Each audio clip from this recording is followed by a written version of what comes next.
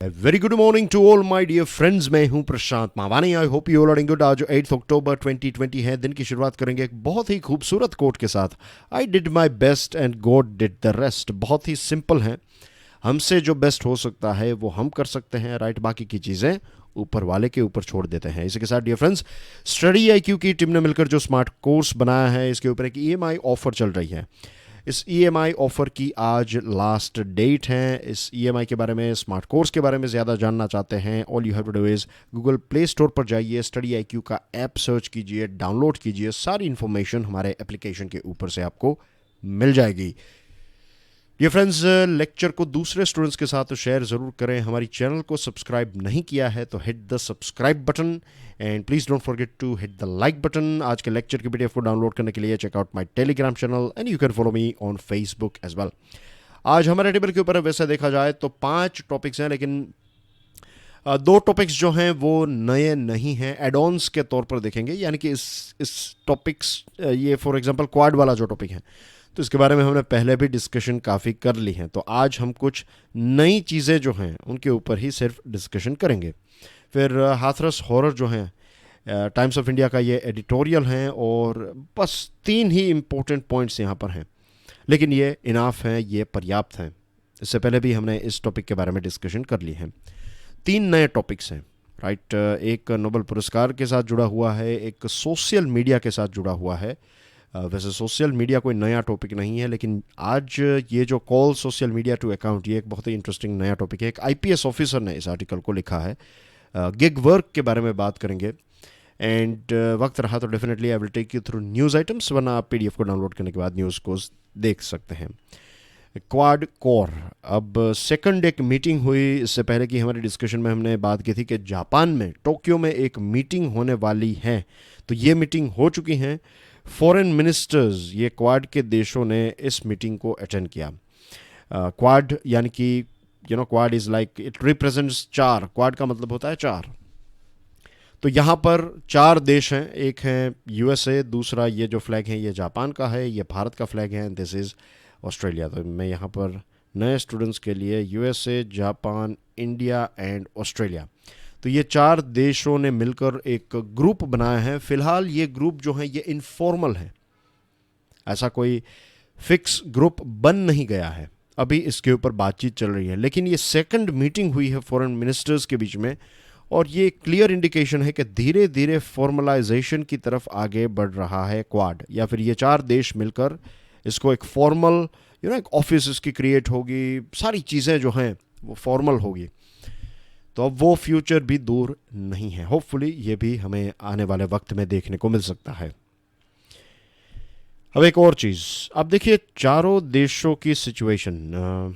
Japan में एक नए प्राइम मिनिस्टर आए, शिंजो एबे जो थे, उन्होंने इस क्वाड के आइडिया को जन्म दिया था। उनका ये ब्रेन चाइल्ड आप कह सकते हैं। तो जापान में एक नए प्राइम मिनिस्टर आए हैं, बताइए उनका नाम क्या है? ये आपके लिए आज का पहला प्रश्न है। फिर इंडिया की बात करें तो इंडिया के फॉरेन मिनिस्टर ने इस क्वाड की मीटिंग को अटेंड किया। एक तरफ हमारे देश में एक बहुत ही सीरियस इश्यू चल रहा है LAC को लेकर, और ऐसे वक्त में फॉरेन मिनिस्टर क्वाड की मीटिंग पर जाता है। इसका मतलब ये है कि क्वाड देश के लिए कितना इम्पोर्टेंट है। ऑस्ट्रेलिया के फॉरेन मिनिस्टर ने टोक्यो में इस मीटिंग को अटेंड किया। जब वो वापस जाएंगे तो उनको 15 दिनों का क्वारंटीन पीरियड भी गुजारना पड़ेगा। तो आप सोचिए कि एक देश के फॉरेन मिनिस्टर 15 दिन के क्वारंटीन में रहने के लिए तैयार हैं, तो वो देश क्वाड को कितना इम्पोर्टेंस देता होगा। और USA की बात करें तो इलेक्शंस होने वाले हैं, इज़न्ट इट? और अभी बहुत वक्त भी बाकी नहीं है। We are on 8 October, isn't it? तो 3 नवंबर, लगभग 1 महीने से भी कम वक्त है। तो इलेक्शंस होने वाले हैं, और ऐसे मौके पर फॉरेन मिनिस्टर क्वाड की मीटिंग के लिए जाते हैं। तो ये मैंने आपसे इसीलिए बात की, ये आज के टाइम्स ऑफ इंडिया में ये कवर नहीं हुआ है, लेकिन अगर आप इसको एनालाइज करें तो आपको पता चलेगा कि ये एक बहुत ही इम्पोर्टेंट इवेंट, या फिर एक बहुत ही इम्पोर्टेंट मीटिंग थी। और क्वाड एक बहुत ही इम्पोर्टेंट ग्रुप है इन 4 देशों के लिए। माइक पोम्पेयो यानी कि USA के फॉरेन मिनिस्टर, उन्होंने क्लियरली बता दिया है। उन्होंने तो अपने शब्दों में ये बताया कि चाइना ये जो बुलिंग टैक्टिक्स, बुलिंग यानी कि किसी को परेशान करना, तो ये टैक्टिक्स जो हैं वो हर जगह पर कर रहा है। साउथ चाइना सी में, ईस्ट चाइना सी में, मैकोंग रीजन में, ताइवान स्ट्रेट में और हिमालयाज़ में। आपकी स्क्रीन के ऊपर एक मैप है, मैं सारे के सारे जो लोकेशंस यहाँ पर उन्होंने बताया हैं, तो ये रहा साउथ चाइना सी, ये रहा ईस्ट चाइना सी, फिर ये रहा Taiwan strait, right, this is Taiwan strait. Himalayan region के बारे में तो आप जानते ही हैं, we are talking about this region, और ये वाले रीजन में भी चाइना मिसबिहेव कर रहा है। Then he said one more, Mekong, isn't it, Mekong ये रही, ये एक नदी है मैकोंग, जिसका जन्म भी तिब्बत में होता है, और फिर ये नदी जो है बहुत सारे देशों से गुजरते हुए फाइनली ये हो ची मिन सिटी है। तो ये वियतनाम का सिटी है हो ची मिन सिटी। तो यहाँ पर इसका मुख्य यानी कि माउथ ऑफ मैकोंग जो है वो यहाँ पर है, इस रीजन में, साउथ चाइना सी में। तो इस रीजन में भी मैकोंग देशों के साथ भी मिसबिहेव जो है वो चाइना कर रहा है, राइट। तो ये कुछ पॉइंट्स जो हैं वो उन्होंने, माइक पोम्पियो साहब ने डिस्कस किए थे, मीन्स क्लियरली बताए थे। तो मैंने आपको ये चीज़ें हाईलाइट करके इसलिए दी हैं ताकि आप इस पीडीएफ को डाउनलोड करने के बाद तो इसको देखें ही, लेकिन एटलास बुक निकालिए और ये सारे के सारे रीजन जो हैं जो हमने डिस्कस किए, तो इसके पीछे टोटल आपको आज 10 मिनट्स इस मैप में इन्वेस्ट करनी है। It is not waste, it is invest, remember. और एक और प्रश्न चलिए आपको पूछ लेता हूं, कितने देशों से ये जो मैकोंग रिवर है, कितने देशों से पास होती है, बताइए। This is your task for the day, research करनी है आपको इस चीज़ के ऊपर। आप में से कुछ स्टूडेंट ऐसा भी करेंगे कि गूगल पर जाएंगे और टाइप करके फटाफट आंसर देख देंगे। This is not a race, यहाँ पर ऐसा नहीं करना है। ये प्रश्न पूछने के लिए जो पीछे मेन रीज़न है वो ये है कि आप ये सारे देशों का पहले आप ऑब्ज़र्व करें। अगर आपके पास नहीं है देन आई वुड से कि एटलास बुक खरीदिए, इट इज़ वेरी इंपॉर्टेंट। और एक मैग्नीफाइंग ग्लास भी खरीद लीजिए, इट विल टेक 10-15 रुपीज़ का आपको मिल जाएगा स्टेशनरी शॉप में से, and then you can use it. आप बारीकी से ऑब्ज़र्व कर पाएंगे चीज़ों को। और फिर मैकोंग को लोकेट कीजिए, कितने देशों से पास हो रही हैं, आपका ख़ुद का ऑब्जर्वेशन जो है वो लिखिए, या फिर मार्क कीजिए कि चलो आपके हिसाब से 7 देशों में या फिर 5 देशों में या फिर 2 देशों में से ये निकल रही है। उसके बाद इंटरनेट पर देखिए, और फिर अगर आपने कोई देश मिस किया है, नहीं किया है, ये देख लीजिए, यू नो। तो एक बार आपने ये एक्सरसाइज कर ली, उसके बाद मैकोंग के बारे में जब भी आपको कोई भी चीज़ सुनने को मिलेगी, देन ये सारा पिक्चर जो है वो आपके दिमाग में क्लियर होगा। दूसरे फॉरेन मिनिस्टर्स ने ये बताया है कि इंटरनेशनल रूल्स को अपहोल्ड करना, टेरिटोरियल इंटीग्रिटी और फ्रीडम ऑफ नेविगेशन और ओवरफ्लाइट, ये पूरे रीजन में ये सारी चीज़ें, इंडो पैसिफिक रीजन में ये सारी चीज़ें होनी चाहिए। एक तरफ अगर हम देखें तो ये क्वाड देश वैसे कभी नहीं मिलते, लेकिन चाइना के एग्रेसिव बिहेवियर ने इन चारों देशों को एक साथ, एक चाइना का ये जो एग्रेसिव बिहेवियर है ये एक ग्लू की तरह है, इट्स लाइक ए फेविकॉल, जो इन सारे देशों को एक साथ जोड़ रहा है, और फ्यूचर में दूसरे देशों को भी इसका पार्ट बनाया जा सकता है। चाइना क्या चाहता है? चाइना सारे रूल्स एंड रेगुलेशंस को रीराइट करना चाहता है, अपने हिसाब से सारी चीज़ों को चलाना चाहता है। और चाइना बहुत सारे देशों के साथ अपना जो पावर डिफरेंशियल है, पावर डिफरेंशियल यानी कि एक देश चाइना जो है वो बहुत ताकतवर देश है, फिलीपाइंस उनसे in terms of military, economy, इन सारी पॉइंट ऑफ व्यू से अगर एक देश कमज़ोर है तो उनके ऊपर दादागिरी करना, तो ये सारी चीज़ें चाइना करते आया है। दूसरी जो इंटरेस्टिंग चीज़ इन क्वाड देशों ने की है वो ये है कि ये एक दूसरे के जो मिलिट्री बेसिस हैं इनका इस्तेमाल कर पाएंगे। तो इससे क्या होगा कि किसी भी प्रकार का खर्च किए बिना, सिर्फ अंडरस्टैंडिंग और खर्च किए बिना, ऐसा नहीं है कि कोई सिंगल रुपये का खर्च नहीं होगा, लेकिन अगर आप नए बेसिस बनाएंगे तो करोड़ों रुपए उसमें चले जाएंगे। लेकिन ये सारी चीज़ें नहीं, आप एक दूसरे के बेसिस को यूज़ कीजिए, तो इससे जो नेवीज़ हैं, जो डिफेंस फोर्सेस हैं, तो उनके बीच में भी एक कोऑर्डिनेशन, एक मित्रता जो है वो बढ़ेगी, एक दूसरे के साथ काम करने के तरीके जो हैं वो एक दूसरे से सीखेंगे और ज़्यादा सिंक्रोनाइजेशन में काम कर पाएंगे। So that's basically everything in this particular topic. I hope बहुत सारी चीज़ें आज आपको, नई चीज़ें क्वाड के साथ जुड़ी हुई सीखने को मिली होगी। फिर हाथरस हॉरर के बारे में बात करें तो कल भी हमने इसके बारे में बात की थी, आज तक क्या हुआ है इसमें, ये सारी चीज़ें आप जानते हैं। अगर आज आपका पहला दिन है then I welcome you guys, and मैं ये रेकमेंड करूँगा कि इससे पहले की जो हमारी डिस्कशन है हाथरस केस के साथ जुड़ी हुई, वो देख लीजिए आप, कल का वीडियो देख लीजिए। उससे पहले तो एक दिन तो I was not able to take lecture, लेकिन मंडे का लेक्चर आप देख लीजिए, तो आपको इसके साथ जुड़ी हुई जो बेसिक चीज़ें हैं, ये केस क्या हुआ, क्या क्या चीज़ें इसमें इन्वॉल्व थी, ये सारी चीज़ें आपको पता चल जाएगी। अब उत्तर प्रदेश सरकार जो है वो supreme court monitored CBI probe मांग रही है। सुप्रीम कोर्ट के द्वारा जितनी भी प्रोब मॉनिटर की गई हैं, या फिर supreme court monitored CBI probe अगर की जाती हैं, तो ये एक बेस्ट चांस है, सबसे बेस्ट हमारे देश में अगर कुछ हो सकता है तो ये, this is the best level as far as I know. मुझे जहाँ तक पता है कि सुप्रीम कोर्ट सारी चीज़ों को ऑब्जर्व करेगी और सीबीआई जो है वो सारी चीज़ों को इन्वेस्टिगेट करके, सारा डेटा कलेक्ट करके और time to time Supreme Court को रिपोर्ट करेगी, क्योंकि डायरेक्टली अब सुप्रीम कोर्ट को रिपोर्ट किया जाएगा, तो चांसेस बढ़ जाएंगे कि गुड क्वालिटी ऑफ इन्वेस्टिगेशन और सारी जो सत्य हैं वो जल्द से जल्द और बेस्ट क्वालिटी उसमें भी अगर हो सकते हैं, तो सारी चीज़ें हमारे सामने जल्द से जल्द आ सकती हैं, उसके चांसेस जो हैं वो काफ़ी बढ़ जाएंगे। इसी के साथ साथ जब आप डिमांड करते हैं कि आपको supreme court monitored CBI probe चाहिए, तो इसका मतलब ये भी है कि हमारे देश के दूसरे जो इंस्टीट्यूशंस हैं, राइट, वो फेल हो रहे हैं या फिर फेल हो चुके हैं। कल हम बात कर रहे थे कि सीआईडी, सीबीआई, राइट, क्यों सारी चीज़ें उस लेवल तक हमें ले जानी है।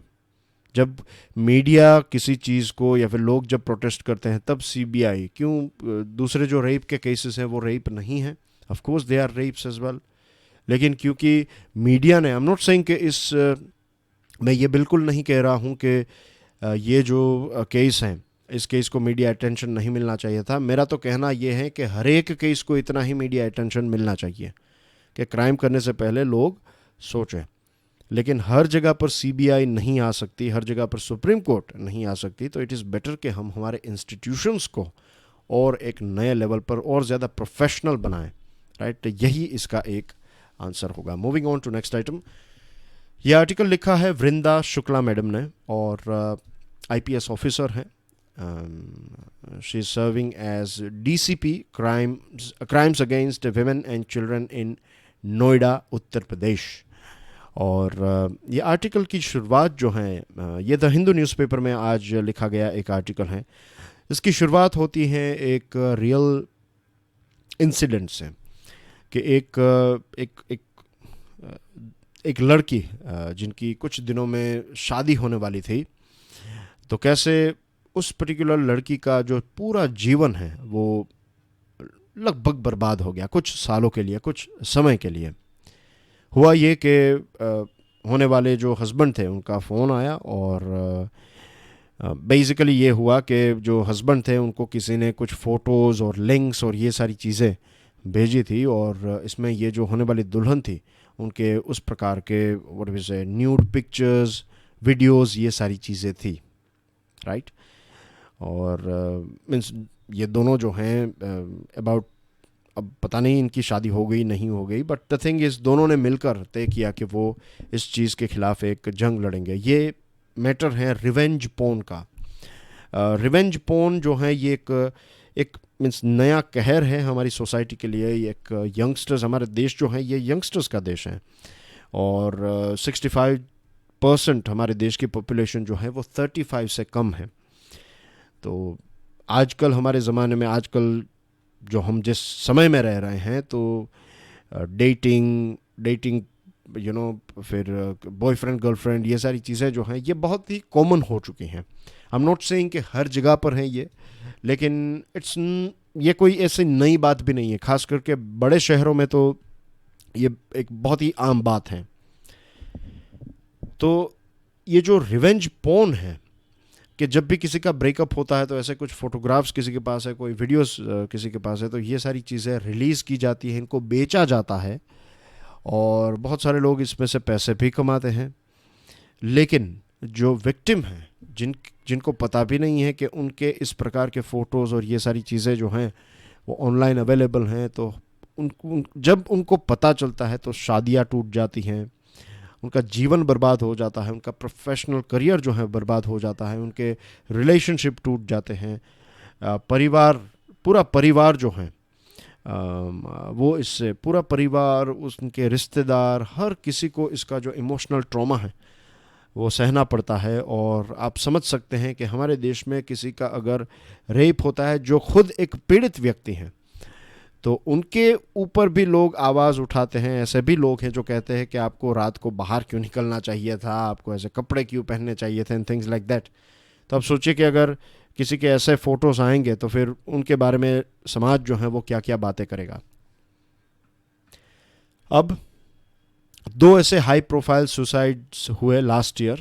एक कोरियन पॉप स्टार हैं गू हारा, और एक स्टूडेंट थे यूनिवर्सिटी ऑफ लंदन के दामिलिया जोशी पालेनिया।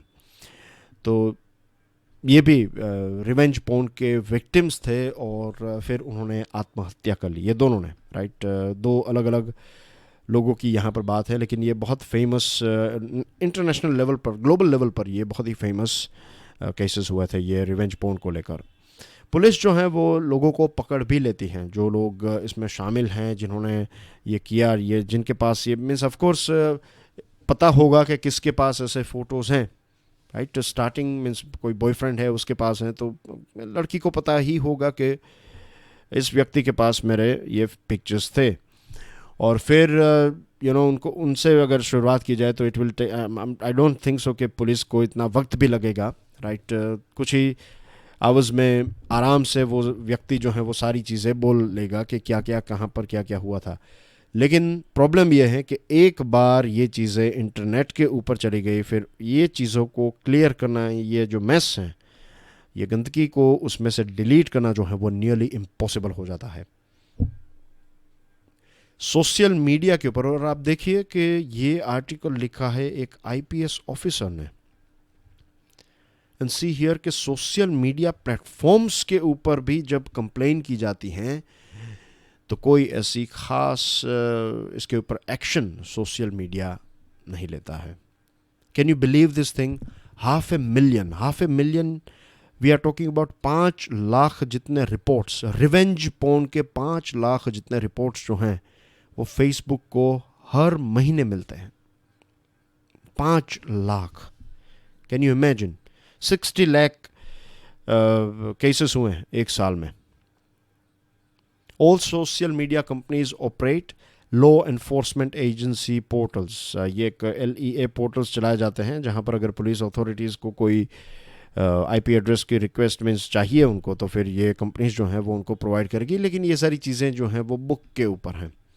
इस आर्टिकल में लिखा है कि फेसबुक से जब भी डिमांड की जाती हैं तो फेसबुक से चीज़ें मिल जाती हैं, इतना इजीली नहीं, लेकिन जब आप व्हाट्सएप और ट्विटर और दूसरे प्लेटफॉर्म के साथ कंपेयर करें तो फेसबुक से अथॉरिटीज़ को जल्दी इन्फॉर्मेशन मिल जाती हैं। बाकी के जो प्लेटफॉर्म्स हैं वहाँ पर तो सिर्फ फॉर्मेलिटी के तौर पर ये सारी चीज़ें हैं, लॉ एनफोर्समेंट एजेंसी पोर्टल्स, ना तो उनकी कंप्लेंट्स मीन्स आप समझ सकते हैं कि पुलिस वाले जब कहेंगे तब भी ये कंपनीज जो हैं वो उनको मीन्स सीरियसली इतना ज़्यादा नहीं लेती हैं।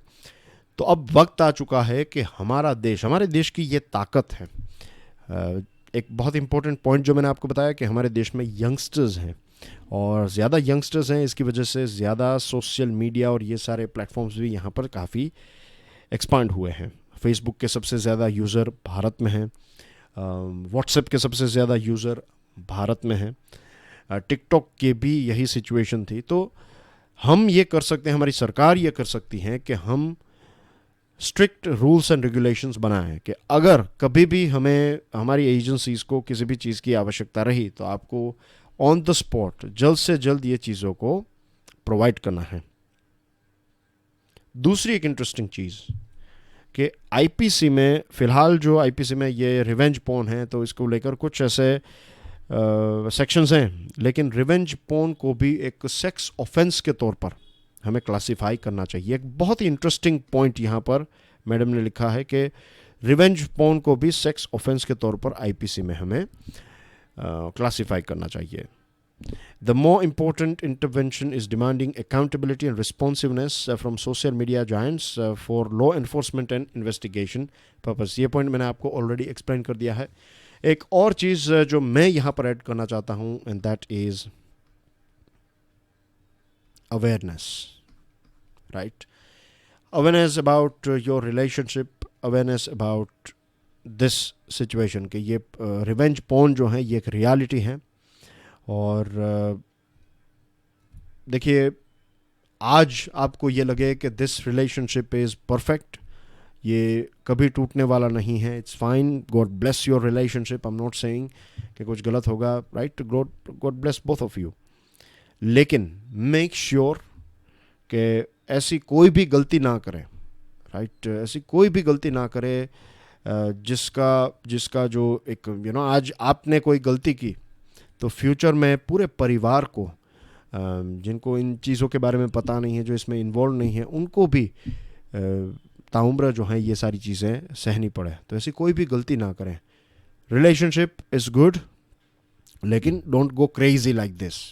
ये मेरी एक एज ए फ्रेंड के तौर पर मैं आपके साथ एक एडवाइस, या फिर I am not means advice भी नहीं, I am just reporting, I am just saying कि इतना तो ख्याल हम सबको रखना ही चाहिए.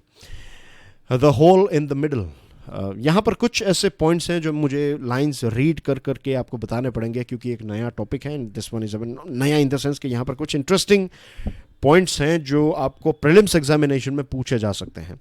तो यहाँ पर बात हो रही है नोबेल प्राइज़ जो है फिज़िक्स में दिया गया है, और ये ब्लैक होल्स के एग्जिस्टेंस के साथ जुड़ी हुई जो स्टडीज़ हैं, जिसमें थियोरेटिकल वर्क और ऑब्जर्वेशन दोनों को, दो ऐसे लोग हैं जिन्होंने थियोरेटिकल वर्क किया, और एक ऐसे व्यक्ति हैं जिन्होंने थियोरी के ऊपर काम किया, और दो ऐसे व्यक्ति हैं जिन्होंने ऑब्जर्वेशन के ऊपर काम किया. तो ये तीन लोगों को नोबेल प्राइज़ इन फिज़िक्स 2020 दिया गया है. ओके, तो Andrea Ghez is only its fourth woman recipient. Roger Penrose Oxford में हैं, और उन्होंने 1960s में थियराइज़ की सारी चीज़ों को कि किस कंडीशंस में ब्लैक होल्स जो हैं वो फॉर्म होते हैं. आइंस्टाइन की जो जनरल थियरी ऑफ रिलेटिविटी है, तो उस टाइम पर बहुत सारे 1915 में आई, और उस टाइम पर बहुत सारे ऐसे फिजिसिस्ट थे जो इस चीज़ों को, ये ब्लैक होल और इन सारी थियरीज़ को मानते नहीं थे, और फिर बहुत सारे लोगों ने इसके ऊपर काम किया. एनीवे, तो आज फिज़िक्स में ये ब्लैक होल जो हैं इसका एग्जिस्टेंस है, तो इसको लेकर नोबेल पुरस्कार दिया गया है. इवेंट होराइजन, इसका क्या मतलब होता है? Event horizon, the point of no return beyond which even light can not escape the black holes gravitational attraction. Event horizon एक ऐसी चीज़ है जहाँ पर ये पॉइंट ऑफ नो रिटर्न है, यहाँ से वापस नहीं आ सकते, और लाइट जो है वो भी यहाँ से एस्केप नहीं कर पाती हैं, तो इसको कहते हैं इवेंट होराइजन. दूसरी जो ये यहाँ पर जो प्राइज़ हैं, तो इसमें एक रेनहार्ड गेंजेल हैं जर्मनी के, और प्रोफेसर गेस हैं यूएसए के. तो इन्होंने ये जो मिल्की वे हैं, इन्होंने ये बताया कि मिल्की वे जो है वो एक प्रकार से एक ब्लैक होल हैं. 1960s की बात करें तो 1960s में जो सेजिटेरियस ए स्टार जो है, इसको ये मिल्की वे का सेंटर प्रूव किया गया कि ये मिल्की वे का जो सेंटर है that is Sagittarius A star, और इसके इर्द गिर्द जो है वो पूरे स्टार्स जो हैं वो चक्कर लगाते हैं या फिर घूमते रहते हैं. 1990s में जब टेलीस्कोप और इक्विपमेंट की शुरुआत हुई, अच्छे क्वालिटी के इक्विपमेंट्स और ये सारी चीज़ें आई, तब प्रोफेसर गेंजेल और प्रोफेसर गैस ने मिलकर एक्सप्लोरेशन की शुरुआत की चिली में और हवाई में.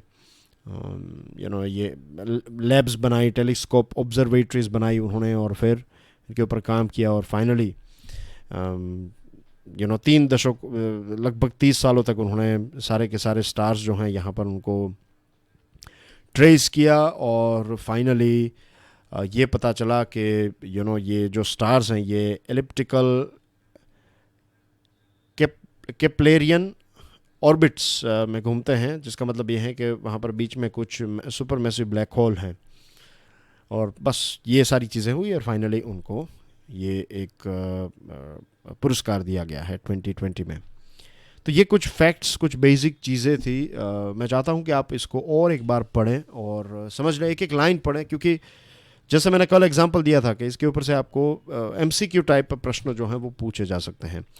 फिर गिग वर्कर के बारे में बात करें, एक नया तरीका काम करने का, एक नई जॉब्स हमारे देश में या फिर दुनिया में जनरेट हुई हैं, that is called gig work, right. तो गिग इकोनॉमी, गिग वर्कर्स कौन होते हैं? आप कंपनी के परमानेंट स्टाफ नहीं हैं। आपने स्विगी, ओला, जोमेटो, ये सारी कंपनीज, फिर बहुत सारी ऐसी कंपनीज हैं जिनमें आप कुछ प्रोजेक्ट्स के लिए काम करेंगे, उसके बाद आप दूसरी कंपनी में चले जाएंगे। तो ये गिग वर्किंग या फिर गिग इकोनॉमी जो है वो हमारे देश में काफ़ी, और पूरी दुनिया में ये काफ़ी, और आज वर्क फ्रॉम होम है। बहुत सारे ग्राफिक डिज़ाइनर्स जो हैं तो वो घर से काम करते हैं, अलग अलग कंपनीज के लिए काम करते हैं, अपने प्रोजेक्ट्स खत्म हो जाए, वो किसी भी कंपनी में परमानेंट नहीं है, राइट। पे और ये सारी चीज़ें भले ही उनको अच्छी मिल रही हो, लेकिन परमानेंट वो नहीं है। तो हमारे देश में जो नया सोशल सिक्योरिटी कोड आया, तो इस कोड में आइडेंटिफाई किया गया है इनकी वल्नरेबिलिटी के बारे में और ये सारी चीज़ें, लेकिन इसका मतलब ये बिल्कुल नहीं है कि उनको सारा प्रोटेक्शन मिलेगा। अभी कुछ टाइम पहले ही all India gig workers union बना है, और ख़ास करके स्विगी के जो वर्कर्स हैं उन्होंने कहा कि हमने जब स्टार्ट किया था तो बेस पे जो है पर डिलीवरी 35 रुपीज़ था, अब इसको कम करके 10 रुपीज़ कर दिया गया है, राइट। उनकी जो डिमांड है, गिग वर्कर्स की डिमांड है स्टेबल अर्निंग। आज ऑन एन एवरेज उनको पता तो चले कि दिन में वो 500 रुपीज़ या 400 रुपीज़ ऐसा कुछ कमाएंगे। अगर आज 50 रुपये कमाए, कल उन्होंने 2000 कमाए, फिर कुछ नहीं कमाया 3-4 दिनों के लिए, तो ऐसे कोई भी व्यक्ति जो है वो काम नहीं कर पाता है या फिर नहीं कर पाएगा। और जो पार्लियामेंट में नए लेबर लॉज पास हुए हैं, तो उसमें जैसे मैंने आपको बताया कि नए ऑक्यूपेशन के तौर पर गिग को देखा गया है, लेकिन इसका मतलब ये बिल्कुल नहीं है कि उनके सारे अधिकार उनको मिलेंगे। हमारे देश में आज भी जो लॉज हैं वो फैक्ट्री वर्कर्स के पॉइंट ऑफ व्यू से डिज़ाइन किए गए हैं कि एक फैक्ट्री में कितने घंटे एक व्यक्ति काम करेगा, हेल्थ एंड सेफ्टी एक्सेट्रा, क्योंकि ये सारी चीज़ें एस्टैब्लिश्ड हैं। लेकिन नए काम करने के तरीक़ों के लिए हमें नई सोच से नए लॉज बनाने पड़ेंगे। कई बार ये होता है कि आपने जो लिखा है वही चीज़ लिमिट बन जाती है। आपने सिर्फ 1, 2, 3, 4 और 5 पॉइंट से लिखे हैं, लेकिन रियलिटी में 6, 7, 8 ये पॉइंट्स जो हैं इनके बारे में कोई बात ही नहीं है। तो फिर जब प्रोटेक्शन की बात आती है, सेफ्टी की बात आती है, तो ये सारी चीज़ें अगर आपने कवर नहीं की हैं, तो फिर एम्प्लॉयज़ जो हैं वो भी इन सारी चीज़ों को, इन एम्प्लॉयर्स जो हैं वो एम्प्लॉयज़ को ये सारी चीज़ें प्रोवाइड क्यों करें। और ये जो बेनिफिट्स हैं, एलिजिबिलिटी की बात यहाँ पर है, लेकिन एलिजिबिलिटी का मतलब गारंटी नहीं होता है। That's they are two different things. तो क्लियरली गवर्नमेंट को इसको स्पेसिफाई करना चाहिए कि ये चीज़ें, एक एवरेज सैलरी या फिर इतना मिनिमम उनको मिलना चाहिए पर मंथ जो है। लेट्स से कि अगर आज ऑर्डर्स उनको मिले नहीं मिले ये सारी सिचुएशन है, तो पर मंथ एटलीस्ट उनको ये मिलना चाहिए मिनिमम। उससे ज़्यादा मिले तो वो वर्कर का, लेकिन उससे कम तो नहीं ही मिलना चाहिए। तो ऐसे कुछ रूल्स बनाए जा सकते हैं, तो फ्यूचर वर्क है ये, और इसका फ्यूचर भी ब्राइट है। ऐसे बहुत सारे लोग अब हमें देखने को मिलेंगे जो मल्टीपल ऑर्गेनाइजेशंस के, मैं भी जानता हूँ कितने लोगों को जो मल्टीपल ऑर्गेनाइजेशंस के साथ काम करते हैं। अपनी एक्सपर्टीज़ जो है वो 2-3 ऑर्गेनाइजेशंस के साथ वो शेयर करते हैं, लेकिन वो किसी भी पर्टिकुलर ऑर्गेनाइजेशन के एम्प्लॉय नहीं है। तो उनको कोई हेल्थ एंड सेफ्टी ऐसा कुछ हुआ तो वो अपने दे आर इंडिपेंडेंट, उनको जो भी हुआ वो उनकी कंपनी किसी और ऐसे व्यक्ति को ढूंढ लेगी। सिक्योरिटी नहीं है टेन्योर की, तो ये सारी चीज़ें हैं। Moving on to news items, प्रधानमंत्री साहब ने आज एक जन आंदोलन लॉन्च किया, जन आंदोलन campaign for appropriate covid behaviour. Recovery rate 85% तक पहुंच गया है। कैबिनेट ने इंडिया और जापान का एक MOU जो है, MOC in fact, memorandum of cooperation in field of cyber security, इसको ग्रीन सिग्नल दे दिया है। Indian air force celebrates it's 88th anniversary not today, basically yesterday, I think it's yesterday, I think yesterday इसको celebrate किया गया। EC revises norms concerning star campaigners for all ongoing and future elections। फिर हैं interest subvention on MSME loans extended till March 2021, RBI ने ये बताया है। और बाकी नए जोन्स हैं 39 न्यू ट्रेन्स कुछ जोन्स में अप्रूव की गई हैं। सेकंड वर्ल्ड कॉटन डे के दिन पर स्मृति ईरानी जी ने brand and logos for Indian cotton को लॉन्च किया है। दिनेश कुमार हारा जो हैं वो एसबीआई के नए चेयरमैन बने हैं एंड वर्ल्ड बैंक के जो प्रेसिडेंट हैं उन्होंने वेल्थी नेशंस जिसमें चाइना को भी उन्होंने इंक्लूड किया है, उन्होंने बताया है कि गरीब देशों का जो कर्ज है वो आप माफ़ कर दीजिए। And that's everything from my side. Thank you very much. God bless you all. जय हिंद।